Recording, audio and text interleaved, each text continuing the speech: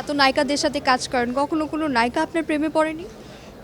আমি তো সবসময় প্রেম করছি এবং নায়িকাদের সাথে বলেন নায়কদের সাথে আমি প্রেমে পড়ে যাই এবং আমি বলি আমি কিন্তু কোনো হিরো বলেন বা কোনো নায়িকা বলেন আমি কিন্তু বলি তোকে এত সুন্দর লাগছে আমি কিন্তু প্রেমে পড়ে যাচ্ছি। এটা আমাদের একটা বলতে পারেন অংশ, এটা একটা ভালো লাগার অংশ থেকেই আমাদের এই কথাগুলো আসে, হয় না? যেমন আপনাকে সুন্দর লাগছে, এই তোমাকে এত সুন্দর লাগছে আমি তোমার প্রেম পড়ে যাব, এরকমই বলা হয় আর কি। যেহেতু rose day, propose day, chocolate day অনেক ডে আছে, তো আপনাকে যদি সুযোগ দেওয়া হয় তিনজন আর্টিস্টকে দিতে, কাকে গোলাপ দিবেন, কাকে চকলেট দিবেন, কাকে টেডি বিয়ার দিবেন? এটা তো অনেক কঠিন প্রশ্ন।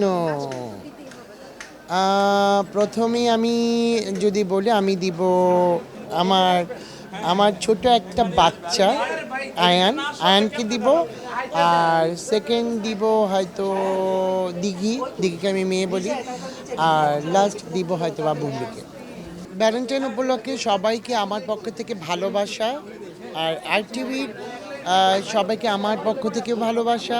আরটিভির সাথে আমি সবসময় এরকম থাকতে চাই। আরটিভির জন্য শুভকামনা। থ্যাংক ইউ আপু, থ্যাংক ইউ।